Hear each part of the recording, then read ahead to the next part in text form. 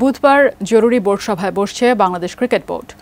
জাতীয় ক্রীড়া পরিষদে সকাল 11টায় অনুষ্ঠেয় এই সভা থেকেই পাপনের পদত্যাগ, নতুন বোর্ড সভাপতি নিয়োগ সহ আরও বড় কিছু সিদ্ধান্ত আসতে পারে।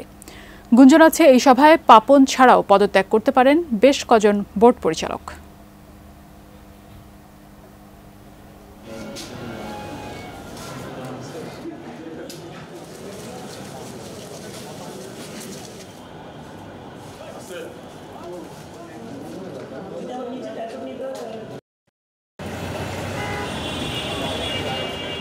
পাঁচ আগস্ট সরকার পতনের পর থেকে অস্থির সময় পার করছে বাংলাদেশ ক্রিকেট বোর্ড। ক্রিকেট বোর্ডের আঙিনা যাদের পদচারণায় মুখরিত ছিল, রাজনৈতিক পট পরিবর্তনের পর তাদের প্রায় সকলেই চলে গিয়েছেন আড়ালে।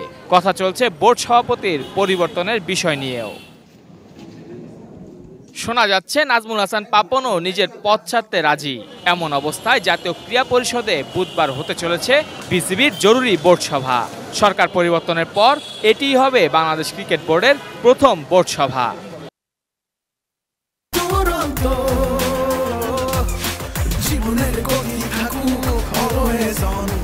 বিসিবির গঠনতন্ত্র অনুযায়ী বোর্ড সভা হওয়ার জন্য কমপক্ষে 9 জন পরিচালকের উপস্থিতি আবশ্যক। তবে জরুরি সভার ক্ষেত্রে কোরাম পূরণের বাধ্যবাধকতা নেই।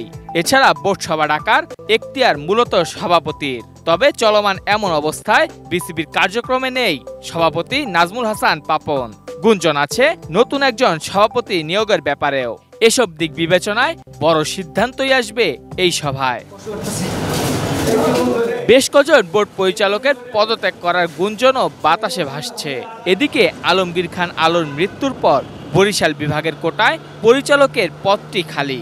সেখানে নির্বাচনের মাধ্যমে একজন সাবেক অধিনায়ককে পরিচালক হিসেবে নিয়ে আসা হতে পারে।